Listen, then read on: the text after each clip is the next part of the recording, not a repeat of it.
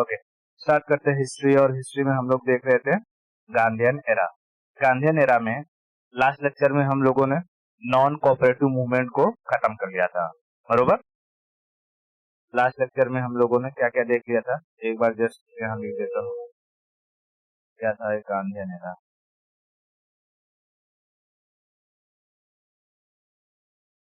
Gandhian era last lecture में हम लोगों ने देखा था, क्या देखा था? एक तो होम रूल लीग या होम रूल आंदोलन के बारे में। होम रूल के बारे में, होम रूल को किसने चालू किया था? दो जन ने, महाराष्ट्र के एरिया से बाल गंगाधर तिलक और मद्रास के एरिया से एनी बेसेंट ने। Home rule, okay, Annie Besant ने, दोनों का ही 1916 में चालू हुआ। 1918 जाते जाते दोनों का ही होम रूल खत्म हो गया था। ठीक है, होम रूल मूवमेंट खत्म हो गया था। उसके बाद होम रूल जैसे ही खत्म होता है, होम रूल के खत्म होने के बाद सीधा क्या चालू हो जाता है? खिलाफत मूवमेंट। ठीक है, तो हमने खिलाफत मूवमेंट के बारे में देख लिया था। खिलाफत, ठीक है, खिलाफत मूवमेंट के बारे में देख लिया कि कैसे टर्की का विभाजन हुआ।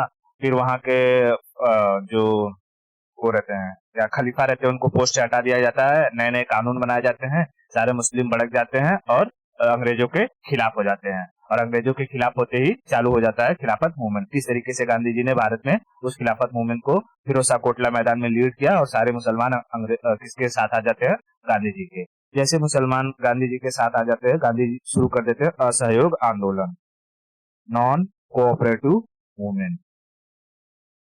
Non cooperative non cooperative movement non cooperative movement non cooperative movement में हमने सारा का सारा चीज देखा था कि कैसे गांधी जी का प्राइम फोकस था कि वायलेंस नहीं होना चाहिए, पूरे के अंग्रेजों का हर तरीके से बहिष्कार करना है। उनके खाने, कपड़े, उनको दी गई सर्विसेज, उनके स्कूल कॉलेजेस, सब चीजों का क्या करना है? हमें बहिष्कार करना है। उसी दौरान बहुत सारे हिंदुओं के स्कूल कॉलेज खोले गए। ठीक है, उसके बाद जितने स्टूडेंट थे सबको उनको उसमें जो कि एडमिशन दिलाया गया। उसके बाद यहीं पर उन्होंने रविन्द्रनाथ टैगोर ने कपड़े जलाने को एक क्राइम के बारे में कहा कि कपड़ा जलाना क्या है? एक क्राइम है। बाल गंगाधर तिलक की मृत्यु हो जाती है, अंग्रेज हिंदू मुसलमान करना चाहते हैं, लेकिन गांधी जी कहते हैं बाल गंगाधर तिलक की जो शरीर है उनको कंधा देने के लिए किसे कहते हैं? मोहम्मद अली को कहते हैं। तो जिससे हिंदू मुस्लिम एकता को जो बढ़ावा देता है, इसके बारे में देखा था। फिर हमने धीरे धीरे नोटिस किया कि ये नॉन कोऑपरेटिव मूवमेंट में धीरे धीरे वोलेंस स्टार्ट होता है। जो पहला वोलेंस कहाँ से स्टार्ट होता है? केरला में मोपला रिवोल्ट के नाम से। मोपला रिवोल्ट केरला में होता है 1922 में, अली मुंसिया जिसको लीड करते हैं। ठीक है, उसके बाद धीरे धीरे हमने देखा कि यूपी के गोरखपुर में क्या हो गया? चौरी चौरा हत्याकांड। और चौरी चौरा हत्याकांड में वहां पर कब होता है? ये 5 फरवरी 1922 को। 5 फरवरी 1922 को 22 पुलिस वालों को क्या कर दिया जाता है?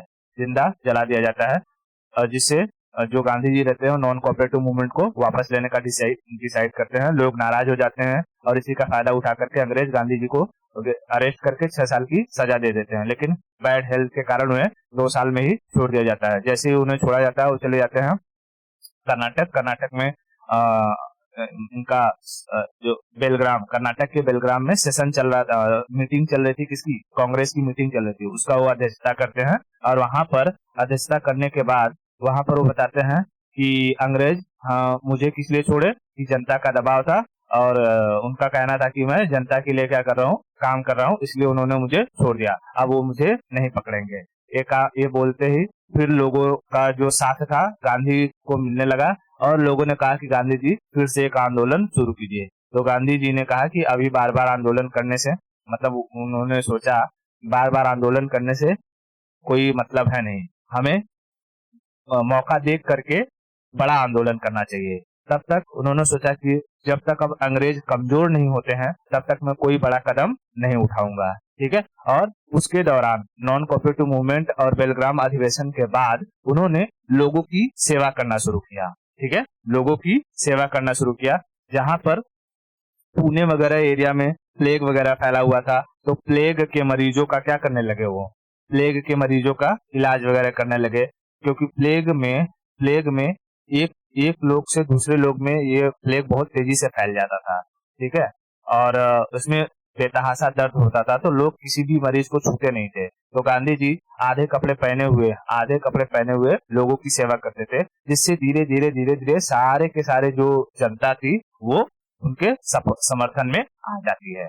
ठीक है, यहाँ तक सारी की सारी स्टोरी हमने कवर कर ली थी, बरोबर। अच्छा, ये मैंने इसके बारे में बता देंगे, प्लेग के बारे में। अच्छा, मतलब देख, प्लेग वाला मैं यहाँ से समझ देता हूँ कि जैसे आफ्टर बेलग्राम अधिवेशन, आफ्टर बेलग्राम समिट, गांधी जी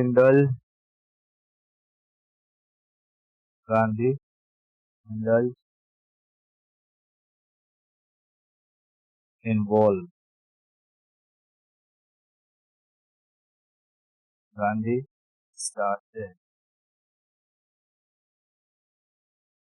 अरे गांधी, ठीक है, सही हो गया, Gandhi started serving people, serving people, ठीक है। यहाँ पे याद रखना प्लेग, PLAGU, प्लेग जो वो रहते थे, प्लेग के रोगी रहते थे, उनको क्या करते थे, उनकी सेवा करते थे। सेवा क्या करते हैं, सर्व करना या सर्विस देते थे, ठीक है। और जिससे धीरे धीरे लोगों का साथ मतलब कि लोगों का विश्वास बढ़ने लगा गांधी जी में, और वो उनका साथ देने लगे।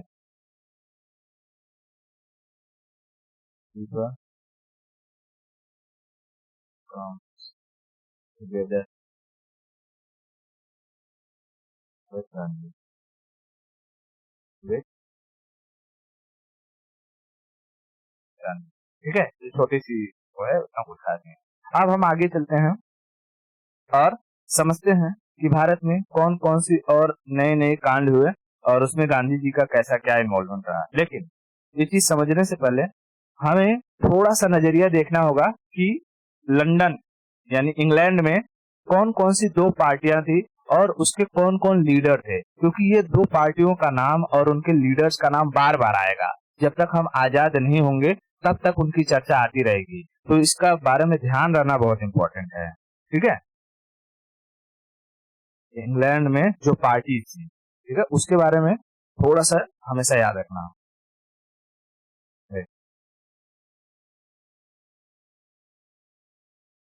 पार्टीज या पॉलिटिकल पार्टीज लिखता हूँ तो समझ में आएगा।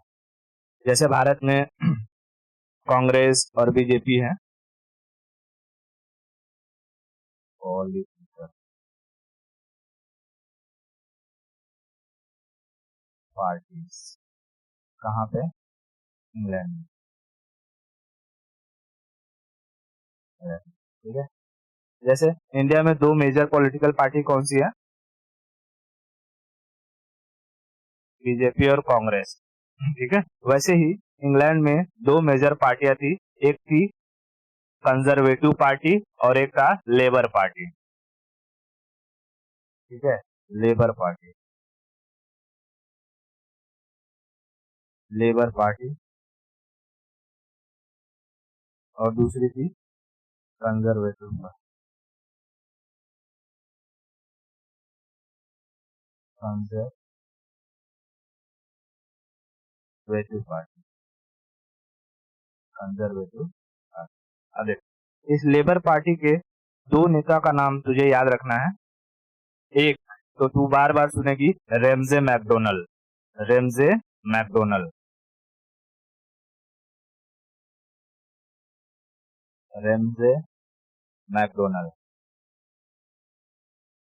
मैकडोनल्ड, मैकडोनल्ड, ठीक है। रेमजे मैकडोनल्ड, रेमजे मैकडोनल्ड, ये वही पर्सन था जो लंदन यानी यूके की अगर बात करें तो पहला प्राइम मिनिस्टर यही बना था, रेमजे मैकडोनल्ड, ठीक है। फर्स्ट प्राइम मिनिस्टर ऑफ, अगर कभी कोई पूछे कि first prime minister of UK कौन था, तो रेमजे मैकडोनल्ड। किस पार्टी से, लेबर पार्टी से, ठीक है। उसी में उसी पार्टी में एक बंदा और था, उसका भी नाम कई बार इंडियन हिस्ट्री में आता है, क्लीमेंट एटली। क्लीमेंट एटली, क्लीमेंट एटली, ठीक है, क्लीमेंट एटली, क्लीमेंट एटली। और कंजर्वेटिव पार्टी में याद रखना विंस्टन चर्चिल, विंस्टन चर्चिल, ठीक है, विंस्टन चर्चिल, विंस्टन चर्चिल। इतना समझ में आया? हाँ, ये कंजर्वेटिव। बाद में जाकर के विंस्टन चर्चिल भी प्रधानमंत्री बनता है। तो ये प्रधानमंत्री काफी टाइम तक रहता है, लाइक जब हम लोग का आजादी होता है तो उस टाइम यही विंस्टन चर्चिल ही प्राइम मिनिस्टर रहता है। जैसे इसके प्राइम मिनिस्टर का अगर तो ये याद रख लेगी तो अच्छा ही रहेगा। ये 2 बार प्राइम मिनिस्टर बना था, पीएम पीएम बना था 2 टाइम। एक बार 1940 से लेकर के 45, जब सेकेंड वर्ल्ड वॉर चल रहा था उस वक्त, ठीक है, उस वक्त। और उसके बाद ये 1951 से लेकर के 55, ठीक है, 55। और उसके बाद जब ये सेकेंड वर्ल्ड वॉर में विंस्टन चर्चिल क्या था, ये प्राइम मिनिस्टर था, तो उसी वक्त क्लीमेंट एटली डेप्यूटी प्राइम मिनिस्टर था, ठीक है, डेप्यूटी प्राइम मिनिस्टर। और उसके पहले वहां पर जो प्राइम मिनिस्टर का पोस्ट संभाल रहा था वो रेमजे मैकडोनल्ड था, ठीक है, रेमजे मैकडोनल्ड। इतना बात क्लियर है? ये है क्लीमेंट बोल रहा हूँ, विंस्टन चर्चिल, विंस्टन चर्चिल, ठीक है, विंस्टन चर्चिल, विंस्टन चर्चिल। और कहाँ गया ये ये है क्लीमेंट एटली, ये रेमजे मैकडोनल्ड और क्लीमेंट एटली, ठीक है, रेमजे मैकडोनल्ड और ये है क्लीमेंट एटली नीचे वाला। ये 3 नाम हमेशा याद रखना क्योंकि बहुत बार सुनने को आएगा, कभी रेमजे मैकडोनल्ड का, कभी क्लीमेंट एटली का, तो कभी विंस्टन चर्चिल का। अगर ये, हाँ, ये थोड़ा सा दिमाग में रहेगा ना तो सारी की सारी स्टोरी क्लियर रहेगी। अच्छा हाँ, क्या क्या हो रहा है, क्या क्या नहीं हो रहा है, बात समझे? तो लेबर पार्टी से 2 लोग बिलोंग करते थे, कौन? रेमजे मैकडोनल्ड मैकडोनल्ड और क्लीमेंट एटली। और कंजर्वेटिव पार्टी से एक नाम याद रखना है, विंस्टन चर्चिल, विंस्टन चर्चिल। बात समझ में? तो देख, जब तू पढ़ेगी कभी राउंड टेबल कॉन्फ्रेंस, तो राउंड टेबल कॉन्फ्रेंस में ये जो है ना रेमजे मैकडोनल्ड, यही क्या रहता है, प्राइम मिनिस्टर रहता है, ठीक है। और अपोजिशन में ये रहता है विंस्टन चर्चिल, ठीक है, विंस्टन चर्चिल। बात समझे? तो मैंने जो तुझे भगत सिंह वाली स्टोरी बता रहा था उसमें, तो मैंने ये बोल दिया था कि इसमें अपोजिशन में ये था, क्लीमेंट एटली था, तो थोड़ा मिस्टेक हो गया था। उसको जब कभी वापस से रिवीजन करना तो उसको वहां पर बना लेना अपने नोट्स में, ठीक है, नाम उसका काट देना, ये क्लीमेंट एटली नहीं।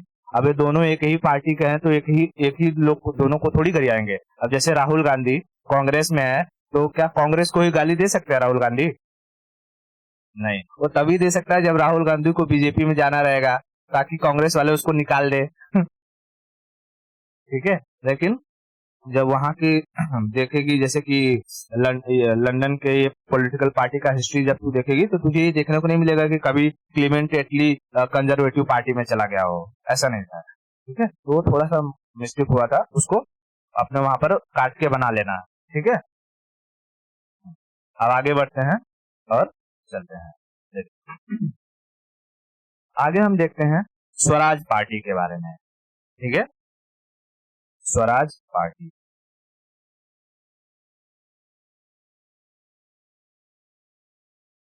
स्वराज पार्टी,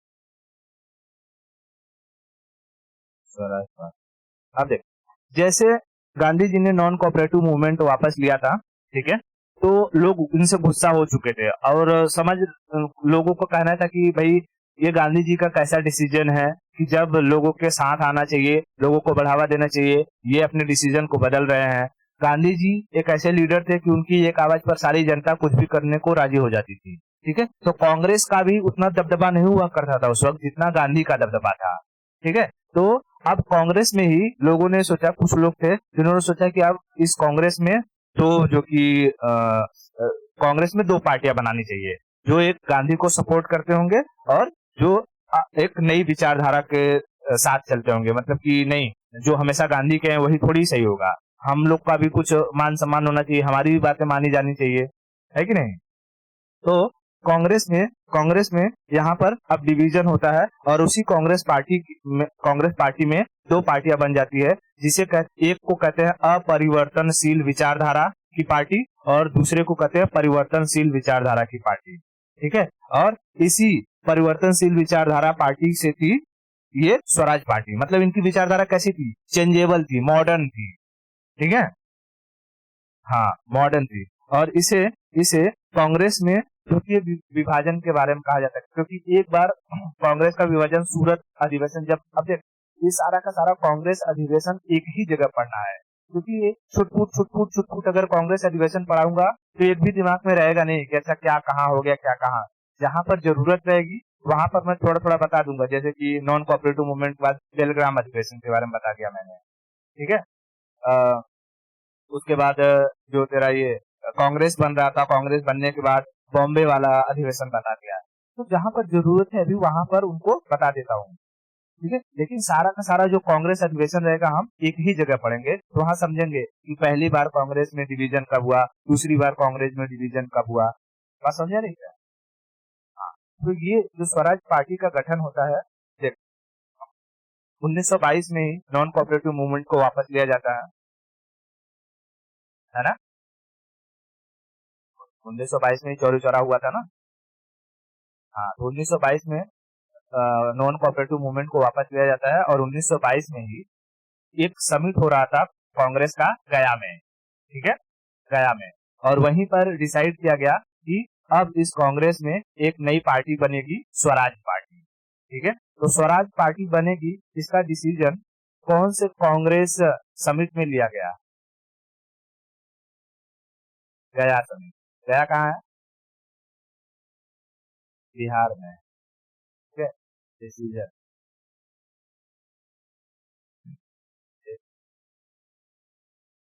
चलो ठीक है, तो क्या बता रहा था? स्वराज पार्टी का, स्वराज पार्टी का डिसीजन कहाँ पर लिया गया,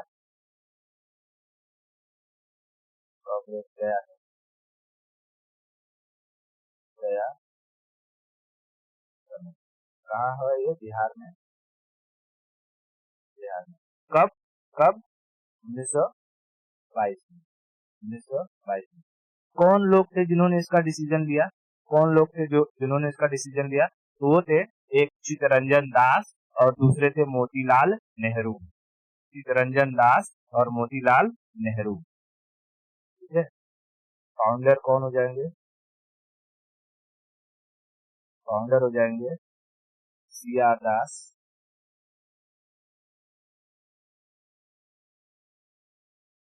सी आर दास और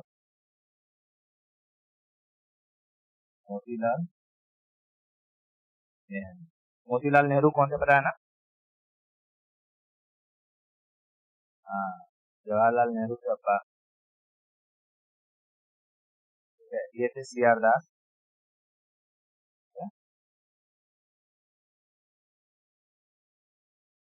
सी आर दास,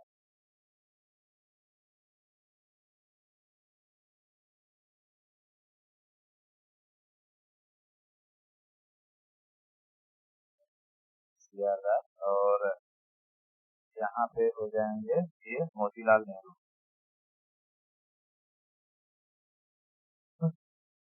पहली बार देख रही है मोतीलाल नेहरू को ना।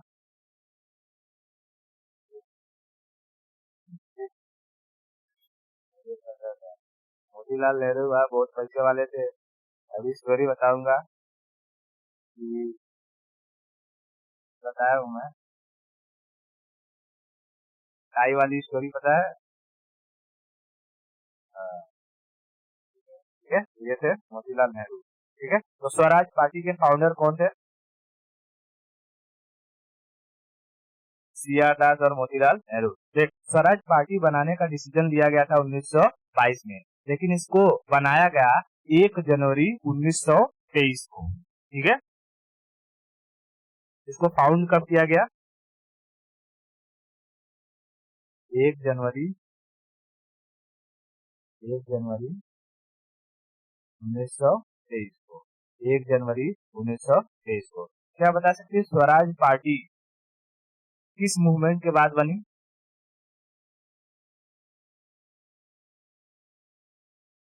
चौरा चौरी कोई मूवमेंट था? Non cooperative movement. ठीक है, non cooperative movement, non cooperative movement. ठीक है, non cooperative movement. Swaraj party को बनाने का डिसीजन कब लिया गया था?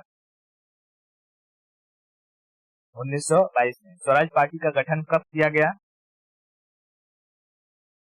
1 जनवरी 1923 को। इसके फाउंडर कौन कौन थे? सी आर दास और मोतीलाल नेहरू। सी आर दास को इस स्वराज पार्टी का लीडर बनाया गया और मोतीलाल नेहरू को चीफ सेक्रेटरी बनाया गया। ठीक है, कहेगा स्वराज पार्टी के लीडर कौन थे? लीडर कौन थे? सी आर दास, सी आर दास। और चीफ सेक्रेटरी कौन थे? सलाहकार, मुख्य सलाहकार, चीफ सेक्रेटरी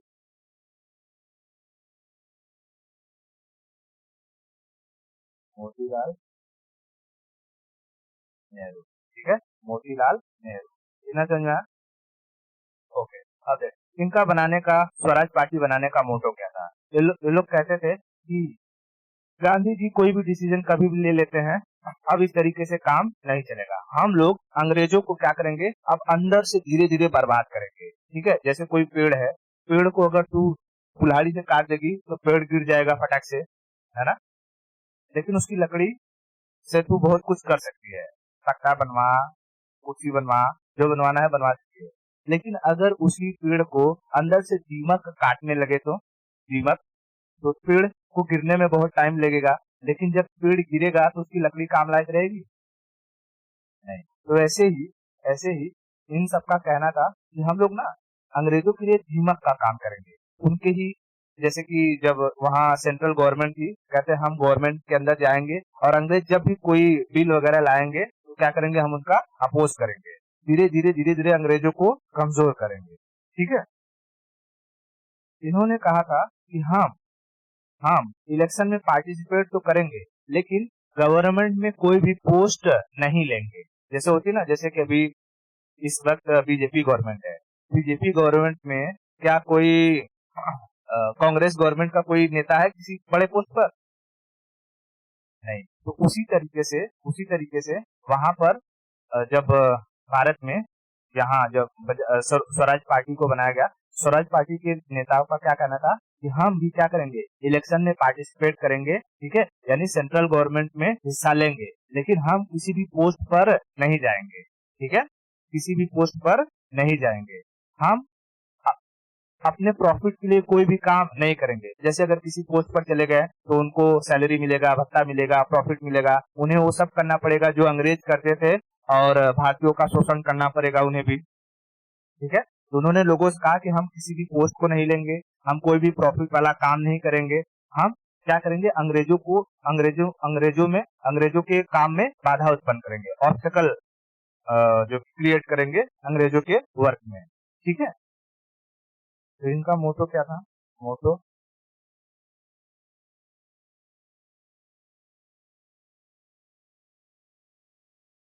मोटो क्या था? पहला चीज कि हम क्या करेंगे, किसी भी मंत्रालय में पार्ट नहीं लेंगे। ठीक है, पोस्ट पोस्ट नहीं लेंगे। अपने लिए कोई प्रॉफिट वर्क नहीं करेंगे। ठीक है, पर्सनल प्रॉफिट के लिए कोई काम नहीं करेंगे। पर्सनल प्रॉफिट के लिए कोई काम नहीं करेंगे। अंग्रेजों को काम में क्या उत्पन्न करेंगे? ऑब्स्टकल, बाधा, फेयर, ऑब्स्टकल, और इन ब्रिटिश हुआ,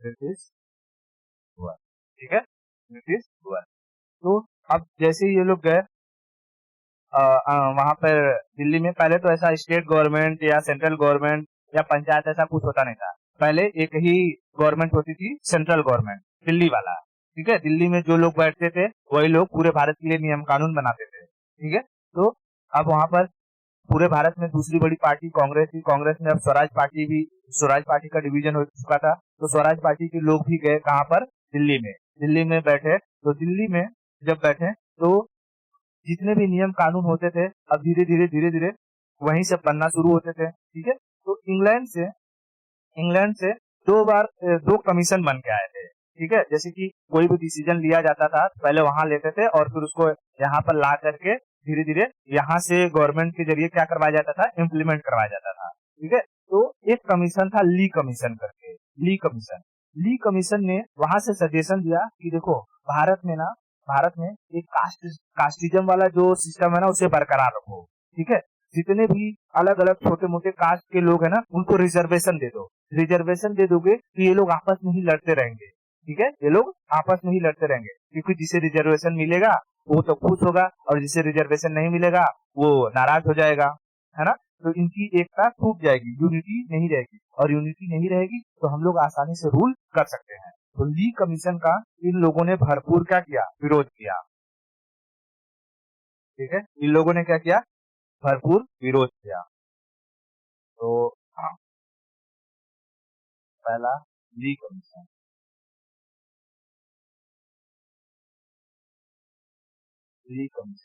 ली कमीशन का थॉट क्या था कि कास्टिज्म को मेंटेन रखना है, कास्टिज्म को मेंटेन रखो, मेंटेन कास्टिज्म। कहाँ पे, इंडिया में हायर जो पोस्ट है, हायर पोस्ट किसको दो, जो कि हायर कास्ट वालों को, लो कास्ट को नहीं, हायर कास्ट वालों को बड़े बड़े पोस्ट हायर कास्ट वालों को दो। हायर कास्ट वाले ही बढ़िया काम करने के लिए लायक हैं, छोटे कास्ट वाले बढ़िया काम करने के लिए नहीं है, जिससे हायर कास्ट के खिलाफ लो कास्ट के लोगों का क्या हो, गुस्सा बढ़े, ठीक है। तो हायर पोस्ट और हायर कास्ट, ठीक है। बट स्वराज पार्टी के जो लीडर थे उन लोगों ने क्या किया, इसका अपोज किया, विरोध किया।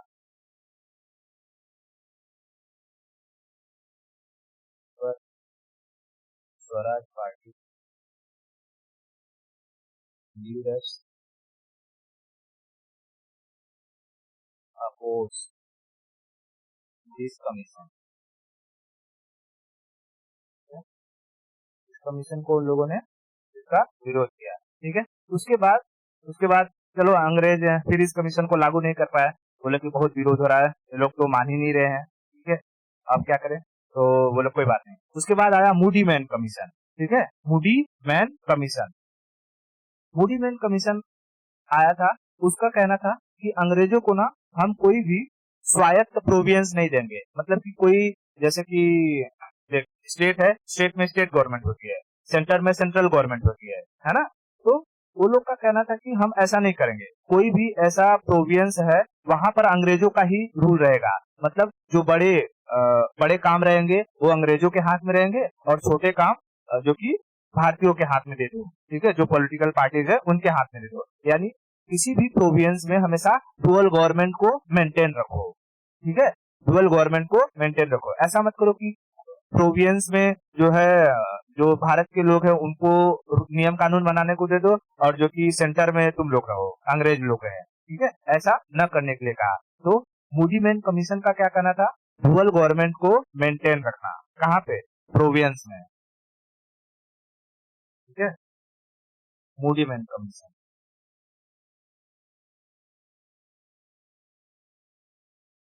मूडी मैन कमीशन, इसका मोटो क्या था, to maintain dual government in province province प्रांतों में द्वैध शासन को लागू करके रखो। ठीक है, इसका भी लोगों ने क्या किया, भरपूर विरोध किया। ठीक है, oppose by Swaraj Party, Swaraj Party. अब अंग्रेज समझ गए कि ये लोग क्या कर रहे हैं, ये लोग हमें किसी भी काम को करने नहीं दे रहे हैं, किसी भी काम को करने नहीं दे रहे हैं। अंग्रेजों ने कहा, जैसे मूडीमैन कमीशन आया, तो मूडीमैन कमीशन के आते ही यहाँ के लोगों ने क्या मांग उठा दी, स्वराज पार्टी के लोगों ने, कि हमें डोमिनियन स्टेटस चाहिए। ठीक है, हमें क्या चाहिए, डोमिनियन स्टेटस, मतलब कि जो भी प्रोविंस है वहां पर हमें कंप्लीट अपना अधिकार चाहिए, किसी दूसरे का इंटरफेरेंस यहाँ पर हमको नहीं चाहिए। बात समझे रही है? मूडीमैन कमीशन ने डोमिनियन स्टेटस की मांग कर दी, मतलब मूडीमैन ने नहीं, स्वराज पार्टी ने। ठीक है, मूडीमैन कमीशन के बाद ही स्वराज पार्टी ने किसकी डिमांड करी, हेलो, ठीक है, देख, जैसे ही जैसे ही मूडीमैन कमीशन आया, मूडीमैन कमीशन का अपोज हुआ, और उसके बाद स्वराज पार्टी के लोगों ने इसकी मांग करी, demand for dominion status, demand for dominion status.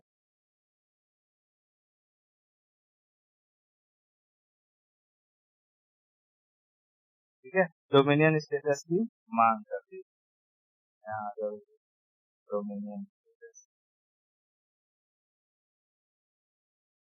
अरे हाँ ये नीति मेरा है,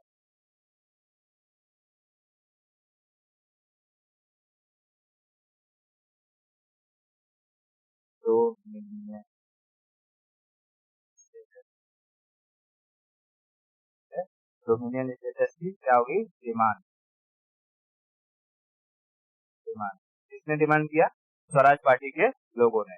ठीक है, अब अंग्रेज समझ गए कि ये लोग कुछ बड़ा लफड़ा करेंगे, एक काम करो, इनको धीरे धीरे इनको कुछ न कुछ इनका काम तमाम करना होगा। तब से के उसी स्वराज पार्टी के एक नेता थे विठल भाई पटेल, विठल भाई पटेल, विठल भाई पटेल को अंग्रेजों ने चढ़ा दिया, कहा कि देखिए आप जो है कि दूसरी सबसे बड़ी पार्टी है, मतलब कि स्वराज पार्टी दूसरी सबसे बड़ी पार्टी है, एक काम कीजिए विठल भाई पटेल, आप ना जो विधानमंडल है, विधानमंडल बोल रहा हूँ, पार्लियामेंट है, उसका लोकसभा का आप क्या बन जाइए, ये अध्यक्ष बन जाइए।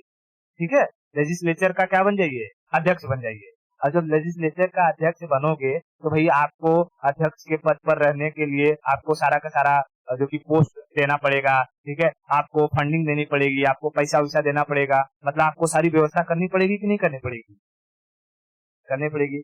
अब विठल भाई पटेल को दे दिया इन लोगों ने इसका स्पीकर का पोस्ट, मतलब ये अध्यक्ष का पोस्ट दे दिया, अध्यक्ष का पोस्ट उनको दिया। धीरे धीरे अब जितने भी स्वराज पार्टी के नेता थे उनको कोई ना कोई पोस्ट थमा दिया, चितरंजन दास को भी कोई पोस्ट दे दिया, फिर उसके बाद मोतीलाल नेहरू को भी कोई पोस्ट दिया। और जैसे ही ये लोग कोई पोस्ट लिए, अंग्रेज जाके जनता में हल्ला कर दिए, देखो तुम्हारे नेता जो कि क्या बोल के गए थे, वो लोग बोले थे कोई पोस्ट नहीं लेंगे, ये लोग पोस्ट ले लेके बैठ गए हैं, सब पैसा दबा दबा के अपने लिए रख रहे हैं।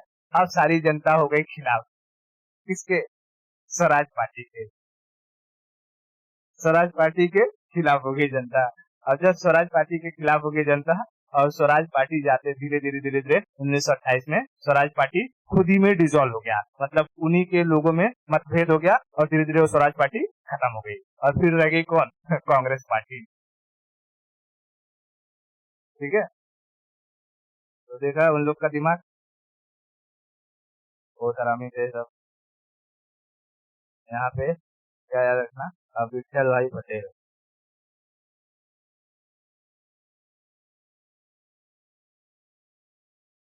विठल भाई पटेल, इन्हें क्या दे दिया गया, स्पीकर पोस्ट,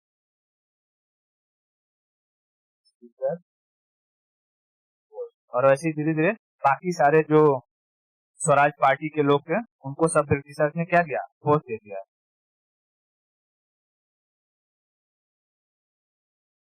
ब्रिटिशर्स ये post to other leaders of Swaraj Party. Swaraj Party. और ये दे करके जनता में हल्ला कर दिया और 1928 जाते जाते स्वराज पार्टी खुद ही में क्या हो गई, डिसॉल्व हो गई। Till 1928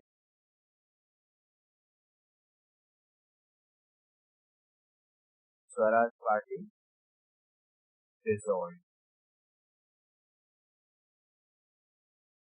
बात समझ में आ गया इतना? यहाँ तो ये सारी की सारी स्टोरी क्लियर है। स्वराज पार्टी का गठन कैसे हुआ, इसमें क्या क्या कांड हुए, ली कमीशन का क्या मोटो था, मूडीमैन कमीशन क्या था, ठीक है, इसके फाउंडर कौन थे, सारा सारा स्टोरी क्लियर है ना। अब आगे चलते हैं, आगे चलते हैं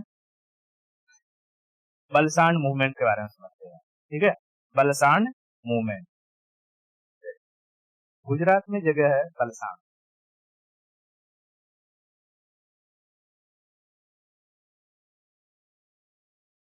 बलसांड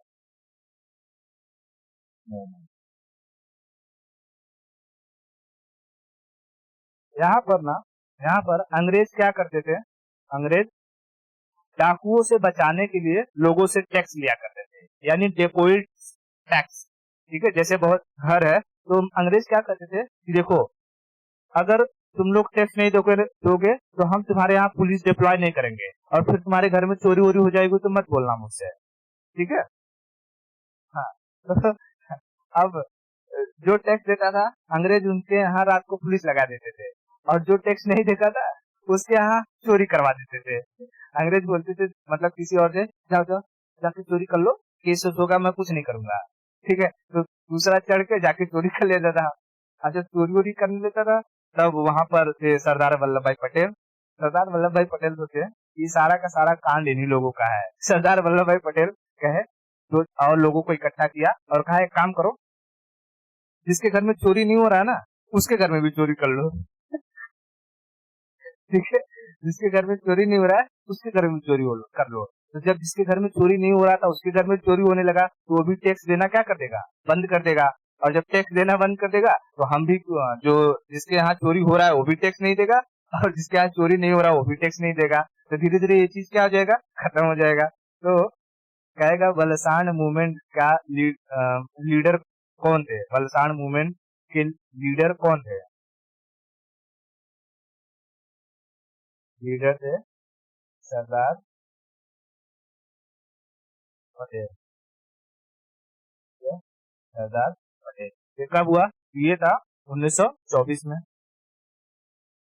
1924 में, 1924। ये किसके खिलाफ था? आगे, डेकोइट टैक्स, डेकोइट टैक्स। ठीक है, डेकोइट टैक्स। ये डेकोइट टैक्स कौन लेता था? British, British. इतना समझ में आया?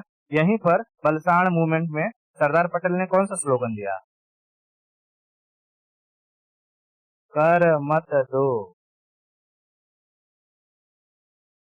कर मत दो, यानी नो टैक्स, नो टैक्स।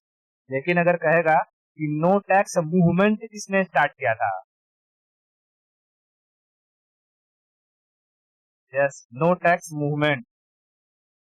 ये तो बलसाण मूवमेंट में दिया गया स्लोगन था, नो टैक्स। नहीं रे, no tax movement Gandhi ji कहाँ स्टार्ट करेंगे? स्वामी श्रद्धानंद, स्वामी श्रद्धानंद। उसी वक्त नहीं बताया था कि स्वामी श्रद्धानंद ने स्टार्ट किया है नो टैक्स मूवमेंट। फिर वहीं पे बताया था कि स्लोगन पूछेगा तो बोल कौन, सरदार पटेल। फिर वहीं पे बताया था कि एक और ऐसे ही स्लोगन आया था अमेरिका के रिवोल्यूशन से, नो टैक्स विदाउट रिप्रेजेंटेटिव। याद आया? हाँ, तो उस वक्त नहीं बताया था स्वामी श्रद्धानंद के बारे में। हाँ, तो कहेगा कि नो टैक्स मूवमेंट किसने स्टार्ट किया था? स्वामी श्रद्धानंद। लेकिन ये टैक्स मत दो या नो टैक्स का स्लोगन किसने दिया था? सरदार पटेल। ये जो टैक्स मत दो स्लोगन किस मूवमेंट में दिया गया? वलसाड़ मूवमेंट। वलसाड़ मूवमेंट। इतना समझ में आया? अब आते हैं, समझते हैं हम लोग वाईकोम सत्याग्रह के बारे में। वाईकोम सत्याग्रह, ठीक है, वाईकोम सत्याग्रह।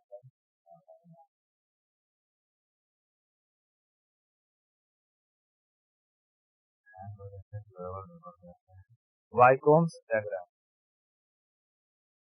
ठीक है।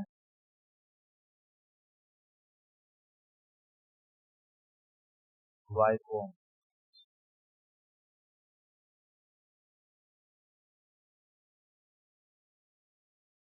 वाईकोम सत्याग्रह। ये सत्याग्रह 1924 और 25 के बीच में हुआ था। 1924 और अब देख, जगह थी केरला में, ठीक है, केरला में। ये स्टोरी बहुत बढ़िया है, मैं समझाता हूँ। यहाँ पर क्या हुआ था कि केरला में ना एक SC ST कैटेगरी के लोग रहते थे, इझवा जनजाति, इझवा ट्राइब, ठीक है, इझवा ट्राइब। अब स्टोरी समझिए कैसी है कि जैसे ये लोग हैं, इझवा ट्राइब के लोग हैं, ठीक है, इझवा ट्राइब के लोग, ये लोग SC ST से बिलोंग करते थे, ठीक है। ट्राइब से तो मेजरली ST से बिलोंग करते थे, ठीक है, क्योंकि SC का हालत थोड़ा सा ऊपर, बहुत ज्यादा ऊपर होता है ST के। ST वाले पूरे के पूरे कहाँ रहते थे? जंगलों में रहते हैं, ठीक है, ST वाले। तो इझवा, इझवा, ठीक है, इझवा जनजाति के लोग केरला में रहते थे। तो ये लोग जब सड़क से जाते थे ना, सड़क से, और सड़क के सामने अगर मंदिर है, ठीक है, मंदिर, तो यहाँ इन लोगों को जाने नहीं दिया जाता था, ठीक है, यहाँ इन लोग को सामने से जाने नहीं दिया जाता। बड़े जो कास्ट के लोग होते थे, हायर कास्ट के, चाहे ब्राह्मण हो, ठाकुर हो, ठीक है, उन लोग का कहना था कि अगर तुम लोग यहाँ से जाओगे तो भगवान अपवित्र हो जाएंगे। तुम लोग अगर सड़क इस मंदिर के सामने से जाओगे तो भगवान क्या हो जाएंगे?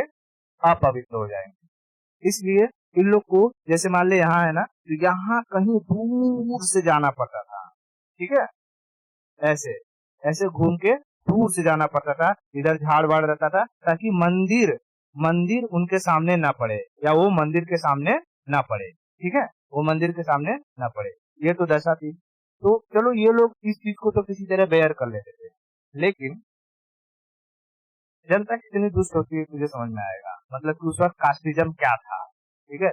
यहाँ पर जो हायर कास्ट की महिलाएं होती थी ना, हायर कास्ट की महिलाएं, उन लोग का कहना था कि जो कपड़े, जो गहने अगर हम लोग पहनते हैं, वो कपड़े, उसी तरीके से कपड़े अगर ये छोटे लोग पहनने लगेंगे तो हम में और इनमें क्या फर्क रह जाएगा, ठीक है, हम में और इनमें क्या फर्क रह जाएगा। तो बड़े कास्ट के जो लोग होते थे, वो लोग, यहाँ जो इझवा जनजाति के लोग होते थे, यहाँ की औरतों को ना कपड़ा उनके स्तन के ना नीचे ही पहनना पड़ता था। उन लोग को स्तन ढकने का अधिकार नहीं दिया था, ठीक है, उन लोग को स्तन ढकने का अधिकार नहीं दिया था। कहा था कि अगर तुम लोग को स्तन ढकना है ना, तो तुम लोग को क्या देना होगा? टैक्स देना होगा।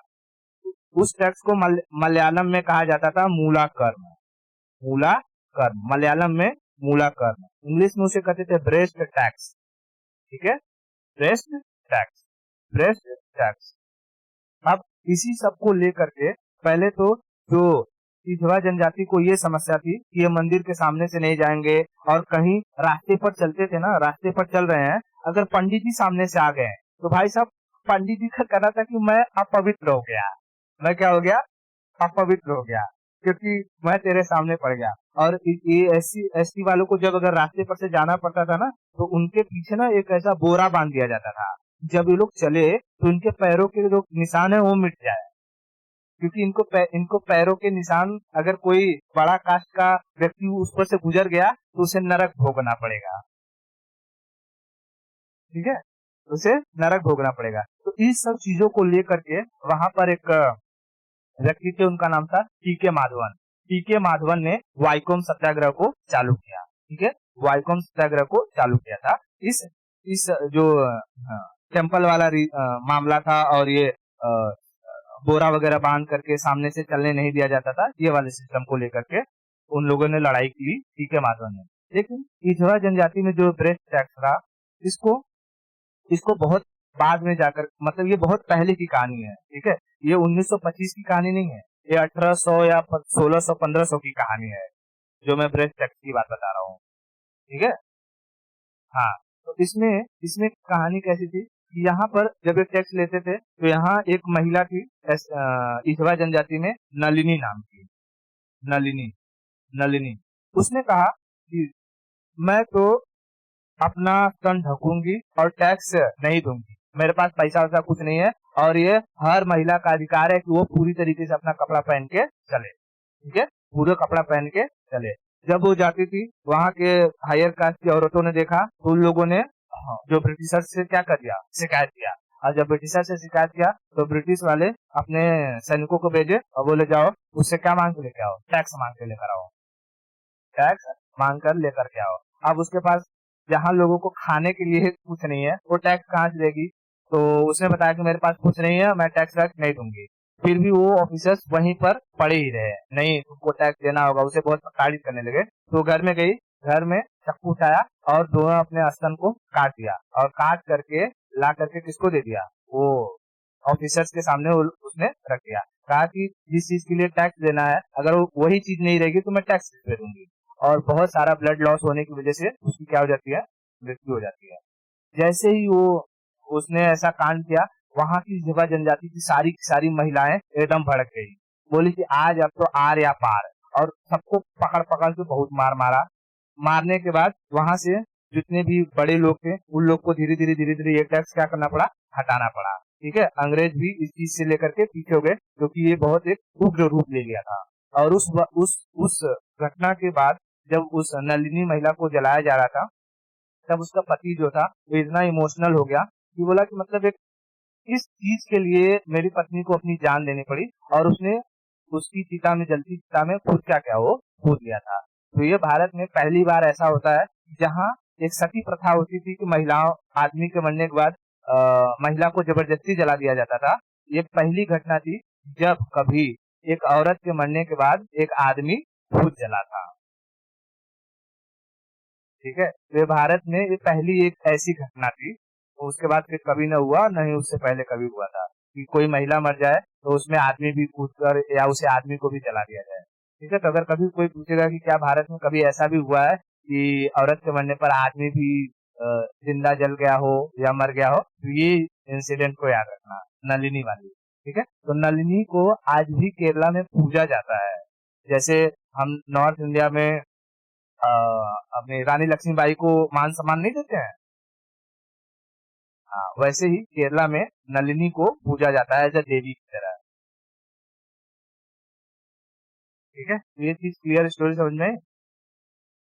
ठीक है। तो भारत के लोगों ने भारत के लोगों को ही कितना वो सप्रेस किया है, लेकिन ये सब स्टोरी तुझे कभी भी हाईलाइट होते हुए नहीं दिखेगी। लेकिन ये हिंदू मुसलमान वाला हमेशा हाईलाइट होगा। इसमें कौन सा हिंदू मुसलमान था, इसमें तो हिंदू ही हिंदू को मार रहे थे, पीट रहे थे।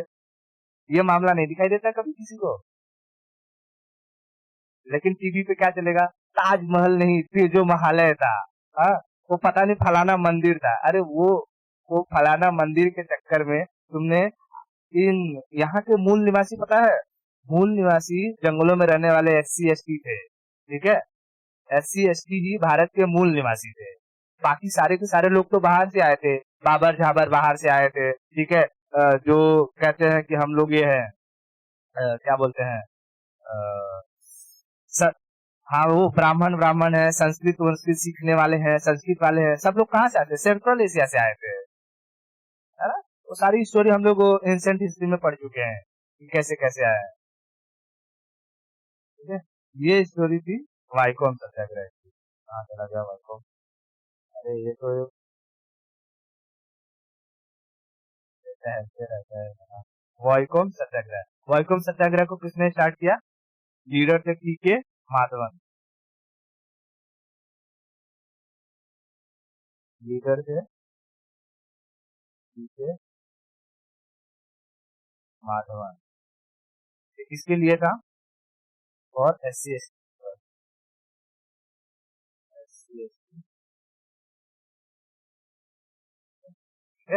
SC यहीं पर ये स्टोरी भी याद रखना ताकि कनेक्टेड रहेगी।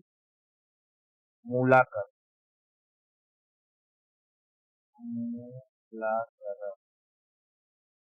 टैक्स इसको क्या कहते हैं?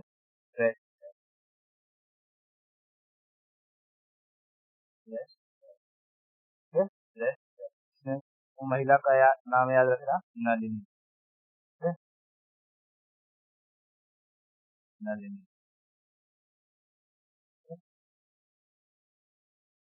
ओके, बाकी इसमें से तो सारी की सारी स्टोरी याद ही रहेगी, है ना।